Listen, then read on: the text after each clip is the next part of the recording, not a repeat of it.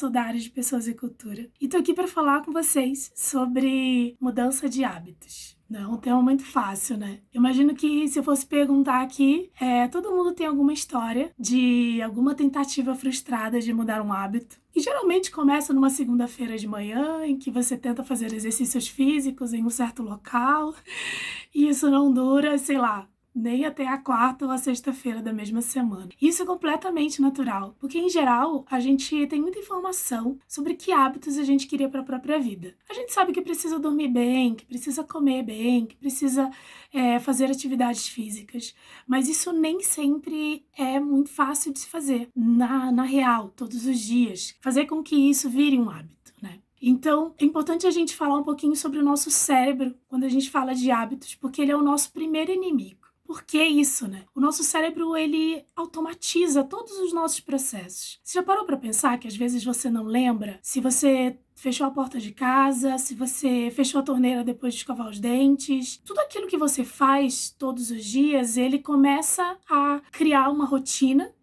e ele automatiza esses processos. Então você fica meio inconsciente, fazendo esses processos automatizados.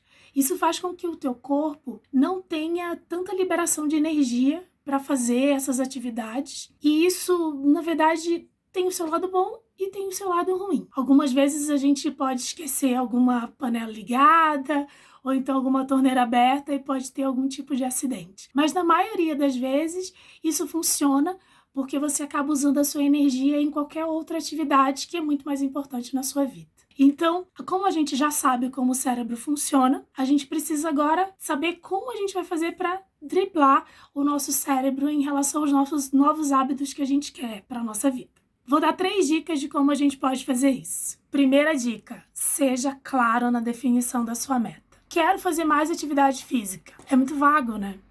Então, eu quero fazer caminhadas 2 vezes por semana, na terça e na quinta, durante 30 minutos. Você pode até dividir isso em metas intermediárias, sabe? Começa com 15 minutos, depois você vai para 30 minutos. E inclui uma motivação. Por que você quer fazer isso? Fazer por fazer? Fazer porque na internet diz que é importante, porque seu médico enche o saco. Gente, defina, hein? Quero fazer porque eu fui ao médico, preciso, quero aumentar meu condicionamento físico, quero dormir melhor. Então, tenha uma motivação que isso vai te ajudar a manter o teu hábito no dia a dia. Segunda dica, agregue esse hábito a coisas que você já faz na sua rotina. Se a gente continuar nesse exemplo da caminhada, se são 15 minutos, você pode usar o passeio com o cachorro, que você faz todos os dias, estende ali um pouquinho. Se você já acorda cedo por causa do hábito dos seus filhos em relação à escola, né, as atividades de aula, então você pode incluir, 15 minutos antes nessa tua rotina para que você consiga fazer essa tua caminhada e já chegar no gás para você continuar a acordar as crianças. Então, pense na sua rotina e pense numa forma que você consiga juntar um hábito que você já tem com esse novo hábito que você quer agregar na sua vida. Terceira dica, se dê recompensas e às vezes até uma punição. Mas calma, vou explicar. Sobre a questão de recompensas, tá? Como é que o nosso cérebro funciona? Ele precisa de um gatilho que leva a uma ação e depois isso tem uma recompensa. Vamos dar o exemplo das pessoas que roem as unhas, né? Em geral, o gatilho para roer as unhas é uma situação de estresse, uma situação de inquietação. O estresse, que é o gatilho, ele leva à ação, que é roer as unhas. Depois que a pessoa rói as unhas, ela tem uma sensação de prazer. Então, aquilo é a recompensa. Por isso, ela continua roendo as unhas. Então, não adianta colocar aquele esmalte que é amargo.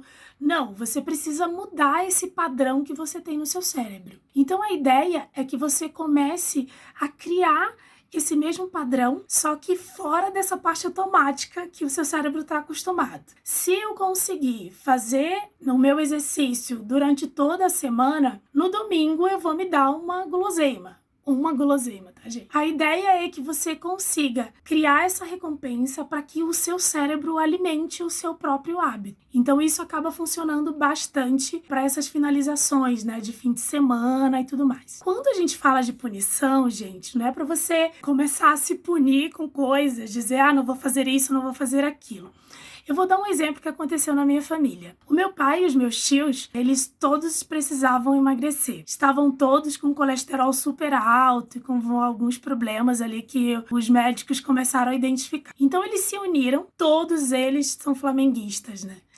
Então eles se uniram e eles definiram uma meta lá de peso que eles tinham que perder em um certo período de tempo. E aquele que perdesse menos peso naquele período precisaria tirar uma foto com a camisa de um outro time e postar nas redes sociais. Então, assim, virou uma brincadeira, era uma punição, porque nenhum deles queria fazer aquilo, é claro, eles tinham o time do coração, né? E eles sofreriam bullying com aquilo. Então, isso serviu de motivação, mas ao mesmo tempo era uma punição para que eles conseguissem alcançar a meta deles. Então, essa é uma outra dica também. Procure pessoas que talvez estão nesse mesmo movimento que você, de querer mudar hábitos, de querer fazer as coisas de uma forma diferente, que isso também pode te ajudar bastante. E eu vou dar uma dica extra, que é a substituição de hábitos.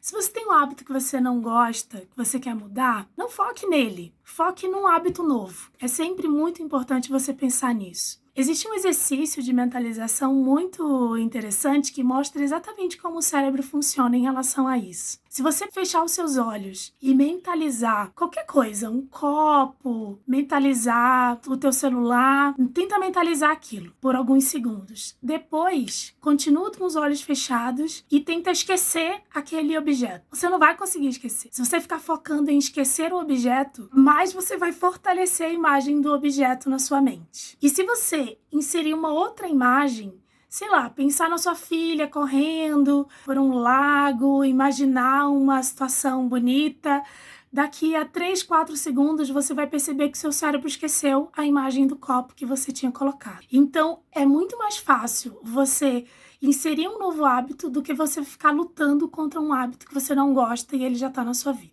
Então é isso, gente. Espero que vocês tenham gostado, espero que as dicas ajudem. Não posso deixar de falar de uma mudança de hábito que a gente já tem incentivado desde o ano passado, que é o hábito da prática de meditação. Aqui no Workplace nós já temos um grupo sobre isso, com vários vídeos que te ensinam a começar um novo hábito de meditar.